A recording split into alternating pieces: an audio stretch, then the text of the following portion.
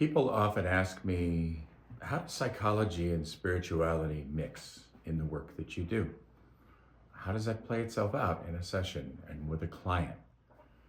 And for me,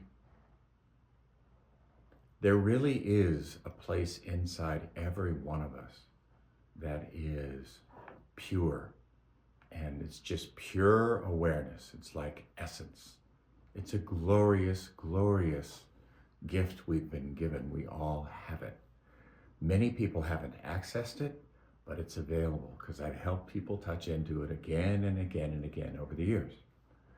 And so the question that many people ask when they're doing counseling or therapy, they go, well, why don't we just get someone in touch with that presence that's not disturbed?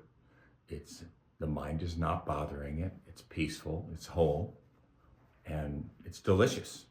Why doesn't that just be the therapeutic or the counseling process? And I said, well, if someone could hold it that way, I would agree completely.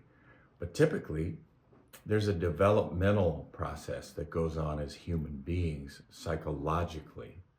So we do come into this world. If you look at a baby, it's oceanic, it's glorious, because the child they don't know anything else but their depth of essence. They're radiating that and they're not even trying, they don't have a choice. But life has its way, and we all have some measure of difficult experiences or trauma. And we also have the world and ourselves after a while shaping us, trying to be something that we think we need to be.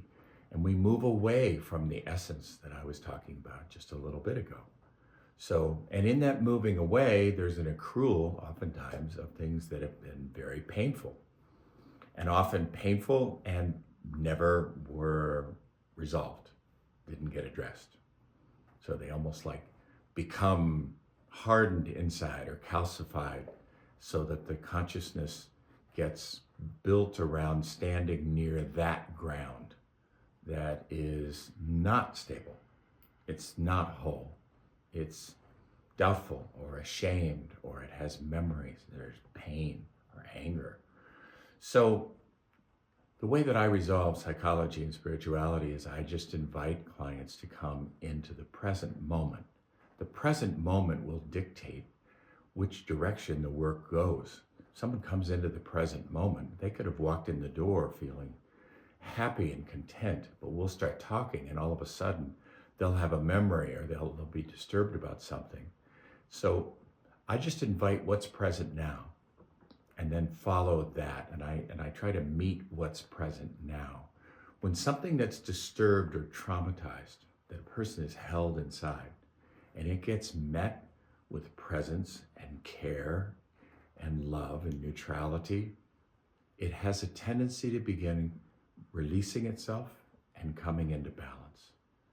So the therapist gets to hold that polarity of love and model it for the client to be able to get a hold of their love while they're feeling the trauma. That's really the trick here.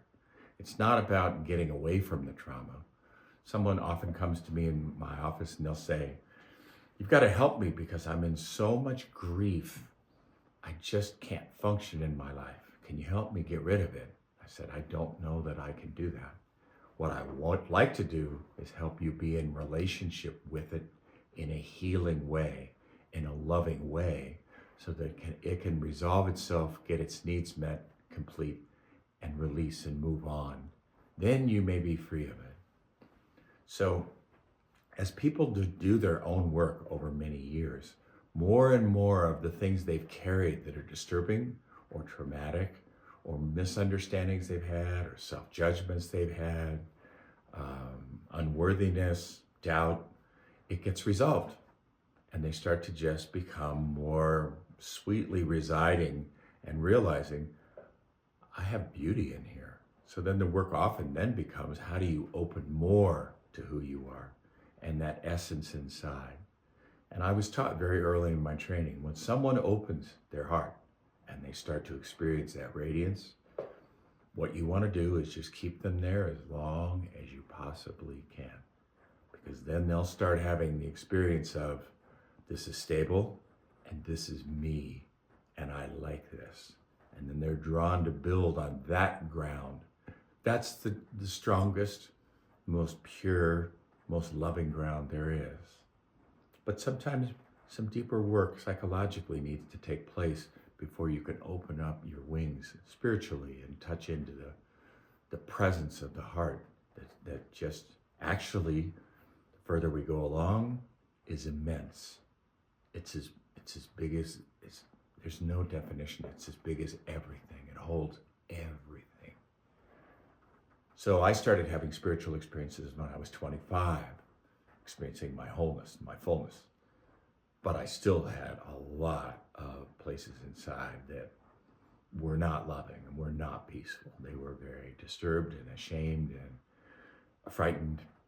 And so sometimes people ask, well, how do I know when I've worked with something and it's done and it's complete? I said, well, you don't really know. You won't know unless maybe for 4 or 5 years you say to yourself, wow, that hasn't come up for me in a while. And you realize that.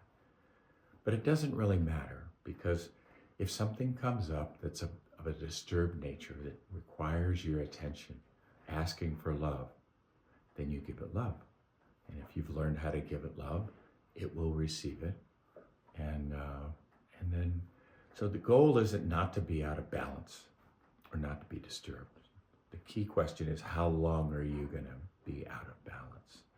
And I teach people how to work through being out of balance, being disturbed, being in touch with trauma. How can I teach them how to be in relationship with that so it actually can complete and resolve? And I feel a little bit like a doctor sometimes, because we're way inside doing that process. And everybody does it uniquely. It's discoverable territory. It's not like I pull out a tool and it's like A, B, C, done. No, it's not like that. The client and I are actually working together to actually enter into some of these subtle levels. I'm teaching, I'm holding and modeling. They're telling me what they're finding and they're discovering, and we work together in this kind of inquiry, in this reconciliation, in this loving action. And it's, clients tell me, I just can't believe what a powerful counselor you are. And I said, it's not me, it's us. And often it does feel as if there's a third presence there that's helping. And when there's a sincerity of intent to do powerful healing work and open to love, it happens. I've rarely seen it not happen. The Spirit won't come in and inflict on us in our work. But if we ask for its assistance, it'll be there. It'll support us every time. And again, it happens uniquely for each person, and even each person from session to session. It's all about staying in the present and trusting what's next. What's now? What's next?